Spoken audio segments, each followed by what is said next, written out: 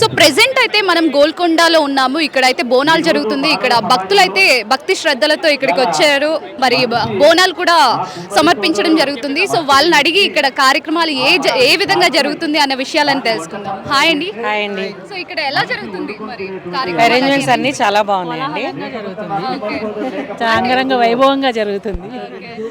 అంటే ఇప్పుడు ప్రభుత్వం కూడా మారింది కదా. సో ముందు వచ్చేసరికి కేసీఆర్ ప్రభుత్వం ఉండేది, బీఆర్ఎస్. ఇప్పుడు రేవంత్ రెడ్డి గారు ఉన్నారు కదా. మరి అరేంజ్మెంట్స్ దాంతో పోల్చుకుంటే ఇప్పుడు ఎలా ఉన్నాయి? అరేంజ్మెంట్స్ అన్ని బాగున్నాయండి. అంటే పోల్చుకుంటే అని కాదు కానీ చాలా బాగున్నాయి అరేంజ్మెంట్స్ అన్ని. లాస్ట్ ఇయర్ కి ఈ ఇయర్ కి డిఫరెన్స్ ఏం డిఫరెన్స్ ఏమనిపించట్లేదండి. జనసమూహం భక్తులు తరలి రావడం కానీ సేమ్ అట్లానే ఉంది. ఎక్కడ తగ్గలేదు, ఇంకా పెరుగుతున్నారు కానీ తగ్గట్లేదు. నెక్స్ట్ ఏ విధంగా ఉండబోతుంది అంటారు? అంటే పూజలు కానీ అంటే ఇది అమ్మ కార్యక్రమం కాబట్టి ఎప్పటికప్పుడు అది పెరుగుతూనే ఉంటుంది. భక్తులు కూడా ఎక్కువ సంఖ్యలో వస్తూనే ఉంటారు. ఏ ప్రభుత్వం అయినా కానీ ఏర్పాట్ల మాట పక్కన ఉంచిన ప్రజల్లో భక్తిభావం పెరుగుతుంది. సో జనం ఎక్కువ వస్తూ ఉంటారు.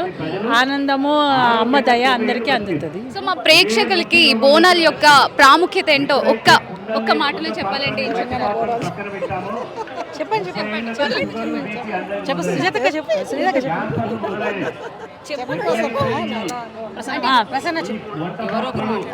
చాలా ఆనందంగా ఉందండి. ఎవ్రీ ఇయర్ ఇలాగే జరుపుకుంటాము. అమ్మవారిది అయితే చాలా మంచిగా అనిపిస్తుంది. ఇంకా ఇయర్లీ ఇంకా పెరిగిపోతున్నారు అందరు జనాలు అయితే. మహిమగల అమ్మవారు. ఫస్ట్ గోల్కొండ బోనాలు, తర్వాత లాల్ దర్వాజా బోనాలు, తర్వాత చార్మినార్ బోనాలు స్టార్ట్ అవుతాయి. సో ఇక్కడైతే మొత్తం మంచిగా జరుగుతుంది. ఆనందంగా ఉంది ఇక్కడికి వచ్చినందుకు మంచిగా. చూసారు కదా, ఇక్కడ వచ్చేసరికి భక్తులందరూ బోనాలు సమర్పించడానికి అయితే చాలా కుతూహలంగా కోలాహలంగా అయితే ఉన్నారు. సో ఈ వీడియోలో ఈ బోనాల యొక్క ప్రాముఖ్యత ఏంటి, అక్కడ విజువల్స్ అన్ని ఈ వీడియోలో మీకు అయితే చూపించేస్తాం.